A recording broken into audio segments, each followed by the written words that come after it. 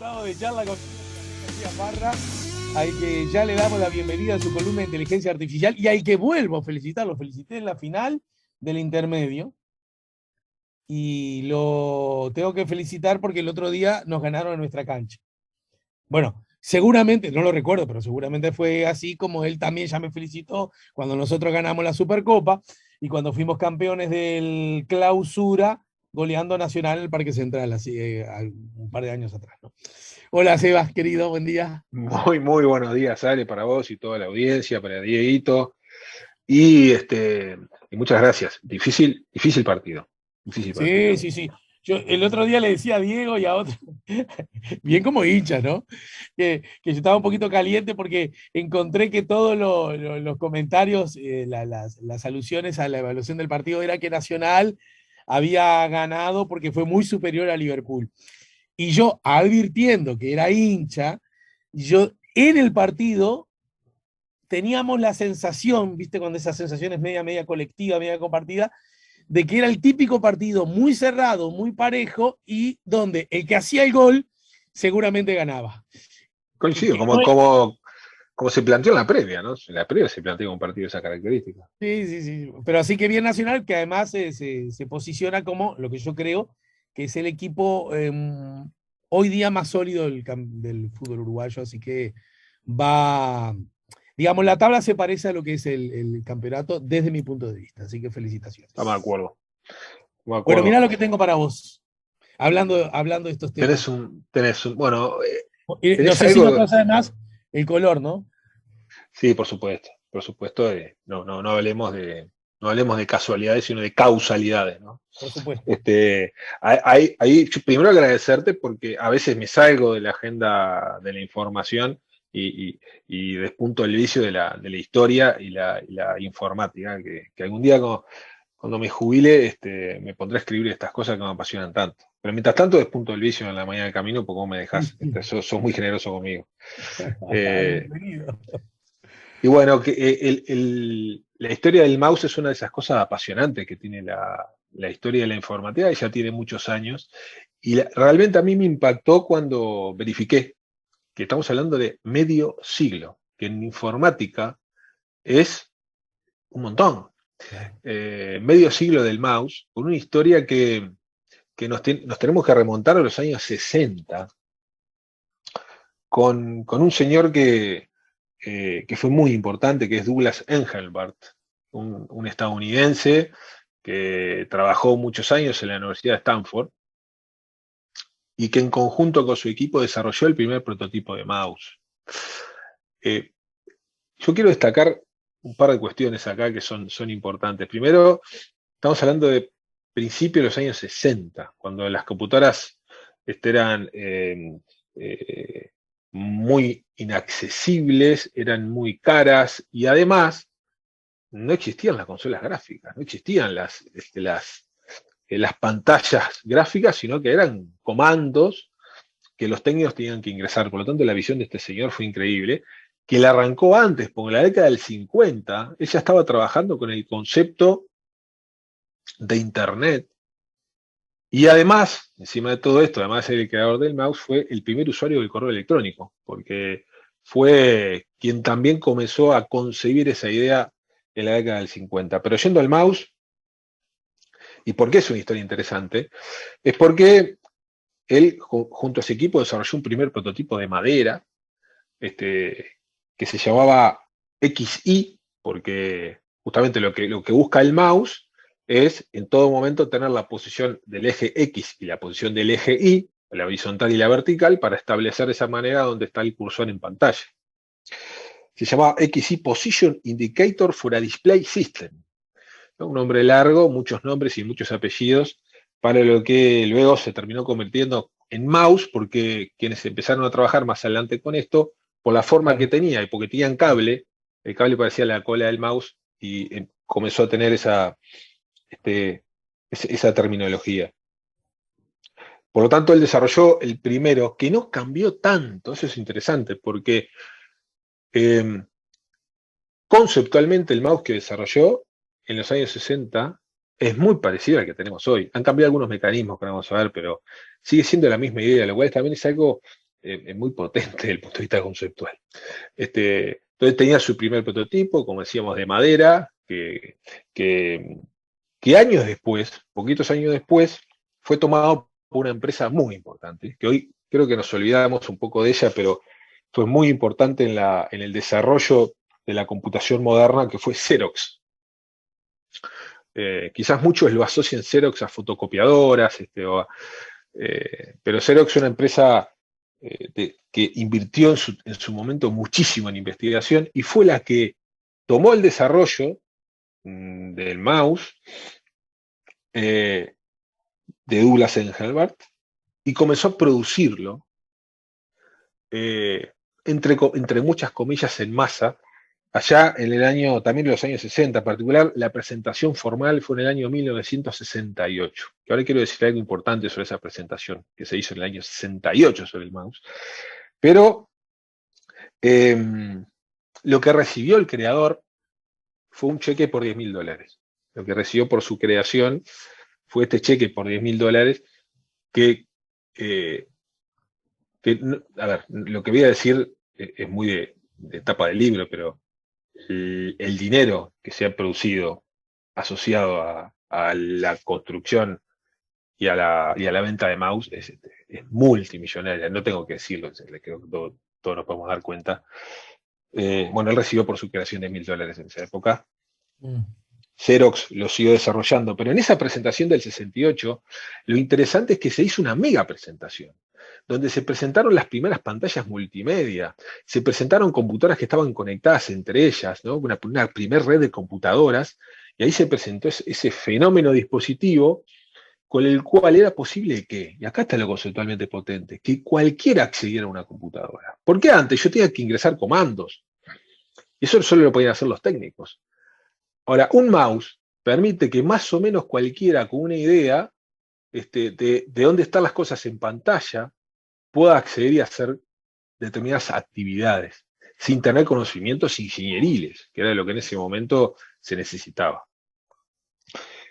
Xerox avanzó en el desarrollo y lo que terminó comercializando fue un mouse que en su época salía a $400, lo cual tenía un problema, porque era muy poco accesible para lo que después iban a ser las computadoras de escritorio. Realmente, si yo me compré una computadora de escritorio y tenía que incorporarle un mouse que salía a $400, no era negocio.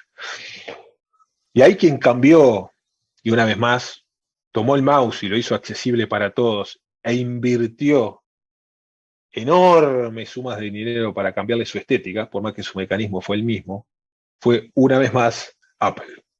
Apple y de la mano del gran Steve Jobs, con una cabeza realmente imponente, logró recién en 1984, porque él tenía su computadora y él quería tener un mouse asociado. Por lo tanto, tomó el mouse de $400, lo rediseñó, pero además lo rediseñó utilizando estudios con humanos. O sea, él contrató estudios para que personas pudieran utilizar el mouse y ver cuál era el mejor diseño. Ahí aparecieron los conceptos de que fuera ergonómico, de que fuera fácil de utilizar. Apareció el concepto de que no todos somos derechos, ¿no? Por lo tanto, puede haber una diferenciación entre el mouse para derecho y el mouse de zurdo.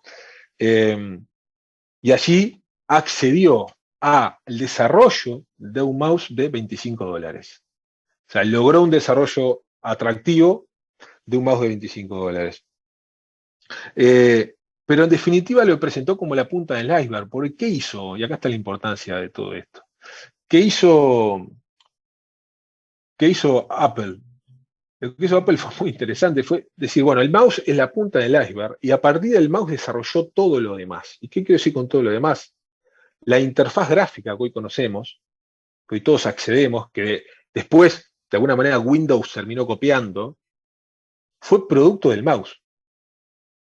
Digamos, se inspiró Apple en el mouse para desarrollar las ventanas que hoy conocemos, para desarrollar los botones que hoy conocemos, porque era el mouse, en definitiva, la puerta de acceso a lo gráfico. Por tanto, todo lo que construyó Mac desde el punto de vista de acceso al humano, o sea, de la interfaz computadora-ser humano, lo hizo a partir del mouse que años antes, en los 60, Engelbart había desarrollado.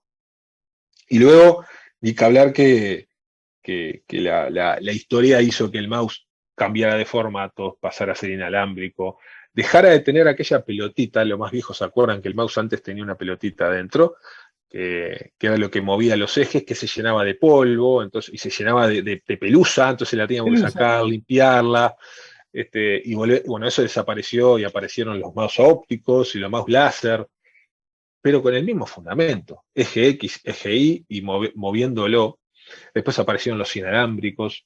Después aparecieron los mouse de pelotas, unos mouse donde uno lo que mueve no es el dispositivo, sino mueve una gran bola, una gran pelota, que va moviendo el eje X y el eje Y, que son sobre todo para diseñadores.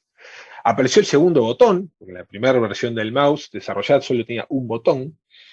Incluso la versión desarrollada por Apple, en un principio solo tuvo un botón durante muchos años, pero apareció el segundo. Eh, y finalmente apareció en los últimos años la pantalla táctil en las computadoras. Y hubo un gran movimiento diciendo, bueno, está bien, ahora parece ser que le llegaron los últimos días al mouse, porque ahora el acceso a la pantalla lo vamos a hacer a través de, no un dispositivo externo, del cual movemos tenemos que mover un cursor, sino directamente tocando la pantalla. Sin embargo, la historia ha mostrado que la comercialización de los mouse sigue siendo la misma. Las personas siguen, a pesar de que la pantalla sea táctil, en la computadora siguen utilizando el mouse como lo usaron durante los años anteriores. Eh, no importa la marca, pero existe una marca que hoy una empresa que es la que fabrica el 50% del dispositivo que se venden en todo el mundo. Obviamente es una empresa que fabrica todo esto en China, como es de Y imaginar. eso, ¿cómo logra posicionarse tan fuertemente en un mercado tan inmenso, una sola marca?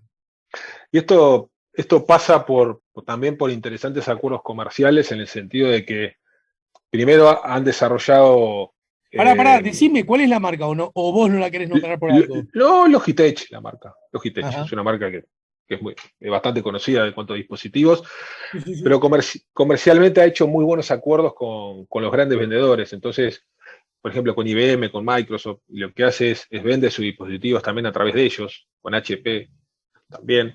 Vende sus dispositivos a través de ellos y logró de alguna manera acuerdos que hacen que, bueno, que sean los. Incluso también ha desarrollado muy buenos productos, ¿no? Porque también después es como todo, ¿no? Primero se desarrolló un prototipo de madera y a lo largo de los años aparecieron los mouse para gamers y los mouse super ergonómicos, ¿no? Un montón de variantes que van de poder comprar un mouse por 300 pesos a tener que invertir de repente 5.000 en un mouse de avanzada, incluso mucho más avanzada. El cual Logitech ahí cubre todo el espectro, pero eh, déjame decirte que de las primeras cosas en informática que yo, desde el punto de vista histórico, puedo abordar y decir que ya tiene medio siglo, lo cual realmente cuando preparé la columna me impactó de sobremanera. Y sin duda uno de los grandes aportes por el cual, como ha pasado con otras cosas, ¿no? Su desarrollador recibió unas migajas de lo que realmente después se terminó generando desde el punto de vista económico. Tenés razón. Bueno, hay centenas, millares de esos casos, ¿no? Millares de esos casos, yo siempre, ¿sabes a quién?